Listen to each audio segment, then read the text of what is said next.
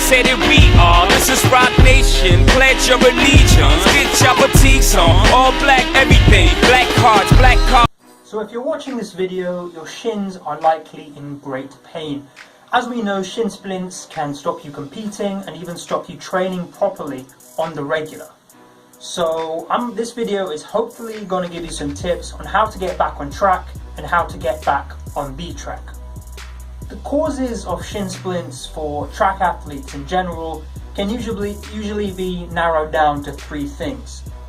Firstly, you're not running properly. Perhaps your form is off, you're putting a lot of stress on the tibialis interior, which is the front part of your lower leg. Secondly, you could be running on a hard track or overtraining, circumstantial factors. And lastly, it could be simply muscle imbalance. So putting stress or building muscle in a part that's not really had significant amount of activity before. Perhaps you're new to track. So that's the three main causes.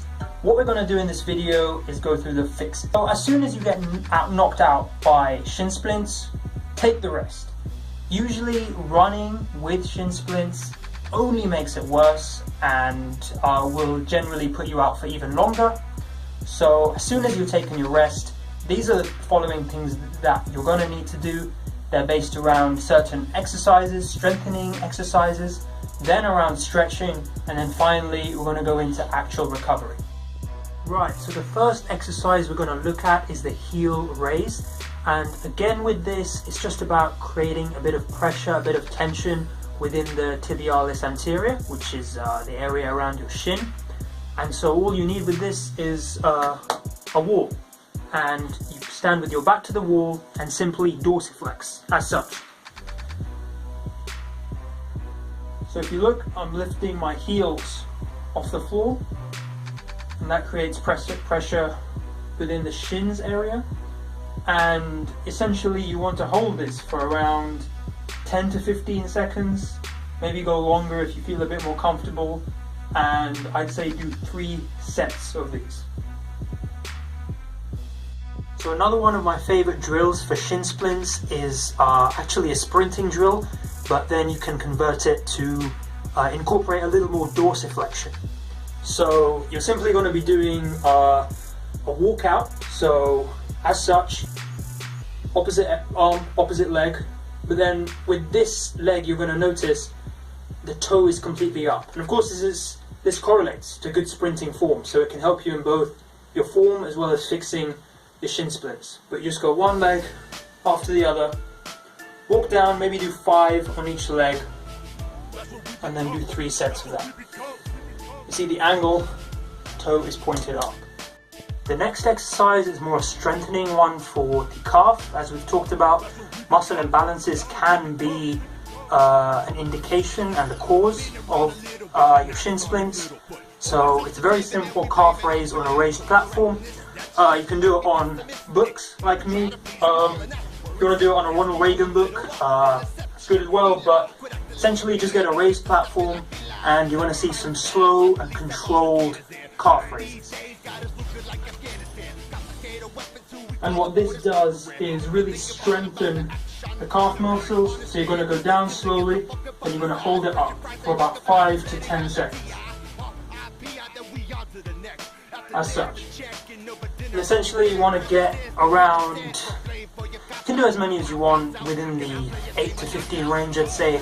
Essentially it's just about working, strengthening that muscle there, which will help with your shin splints. So with regards to stretching, probably your best tool here is a foam roller. You can get these, they're readily available, and they'll help with your track training in general. So you're going to want to use these to give your calves a deeper stretch. Essentially a lot of pain, a lot of minor pain in the shins is caused by having tight calves, which a lot of people ignore stretching.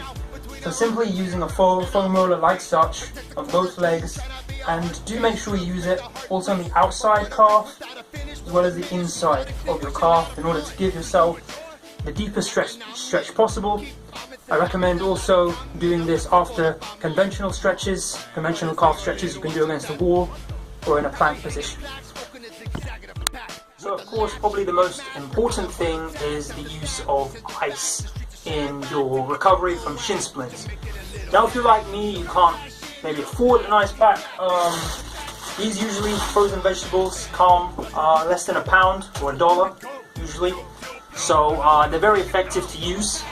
So what you want to do is essentially ice the sides of your shins, because that's where the pains will be. You're not going to want to ice the front of, where the bone is, where the tibia is directly. You can also ice the calf as well.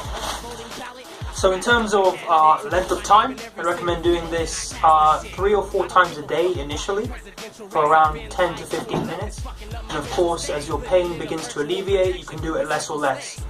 But with anything, ice or frozen things are a really fantastic way to combat shin splints. They're how I got over mine so quickly. You can also use heat if you want. I used to rotate actually heat and ice for 10 minutes at a time, 3 times a day. That really helped me get over my shin splints and back on the track. So I hope you enjoyed this video and you found it helpful. If you've got any tips that maybe I haven't mentioned that have helped you cure your shin splints, leave them in the comments below. Otherwise, I'll see you next time. This has been KJ Training.